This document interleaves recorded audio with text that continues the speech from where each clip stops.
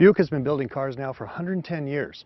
And this is the Buick Enclave, the largest vehicle in Buick's fleet, available 8-passenger seating. But in a different time, in a different era, well, Buick made a very different vehicle. Ladies and gentlemen, I give you something you're probably going to be very surprised to see. I know I was. This is the Buick Hellcat. Most outstanding, most sensational in Buick's imposing parade of war products is America's answer to tank dominance in battle, the Hellcat.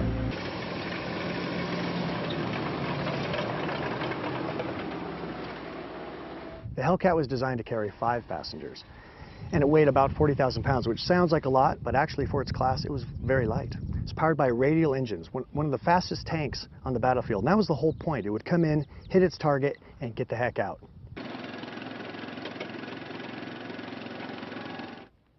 I'm now sitting in the tank with Bill, who is the gentleman who's restored this tank. And Bill, I don't know, I feel like we look kind of silly, but we're sitting in a tank, so we must look cool. Always look cool in the tank. So now that you have this thing, Bill, and I got to tell you, I'm incredibly jealous.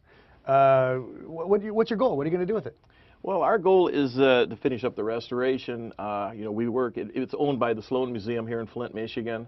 And on occasion we do get it out and do a few things. We work on it, and of course it goes back because there's a lot of people want to see what it is. Right. Now, yeah, talk a little bit about the Buick heritage to this vehicle. I mean, you were telling me some things earlier, but I think it's fascinating. It was actually designed by Harley Earl and his team. Yes, yeah, absolutely. It was done that, and all the engineering was done at Buick. The assembly was done at Buick.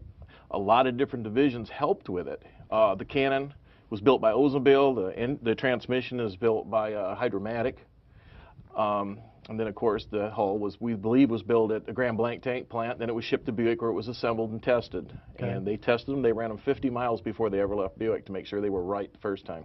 It's an airplane, a rotary engine, is that right? Yeah, it's a 975 cubic inch Continental. Okay. That's actually called a C4 975. It has a supercharger into it. Wow. And at 2,500 RPM, it puts out 450 horse. And this is a light tank as far as tanks go. So what kind of speeds could it attain? This machine will run, it's rated at 55. We talked to some of the old veterans. And of course, when you're a kid, you got a free tank to play with. They would jack the governors up. I had a tank to play with too, but 72. it fit in my palm of my hand. This is way more fun. It's a lot of fun to go at speed. It rides beautiful. Torsion bar suspension. Well, it's a Buick, of course it does. Yeah, there you go. It don't get any better. I feel a quiet tuning happening in here. Now, and the seat's very comfortable too, and it's got some fore and aft adjust. I mean, yes, it'll go this is back a Buick right to the core, isn't it? Oh, absolutely. That's unbelievable. And what do you plan to do with it? I mean, what's your goal with this vehicle, this tank? We want to finish the restoration onto it. We want to keep it operational as long as we have to honor the veterans, not only World War II, but the ones serving now and our future veterans, because we have a long military heritage, which is a very proud one. And these guys, they mean a lot to us. And talk about the veterans. When you encounter somebody who maybe actually did some service in one of these, in some field in the middle of Holland or something at once upon a time, what sort of reaction do you get from them?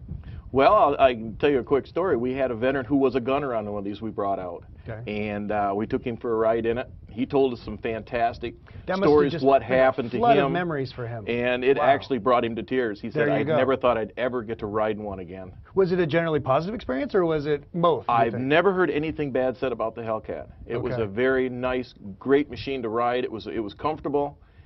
Like I said, it was very fast. Right. You get out of trouble as fast as you get into it.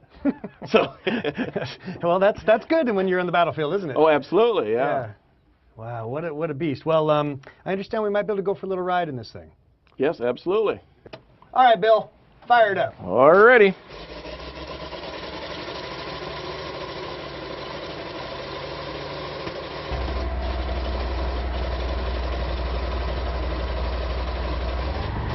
And here it is, the fighting Hellcat in action.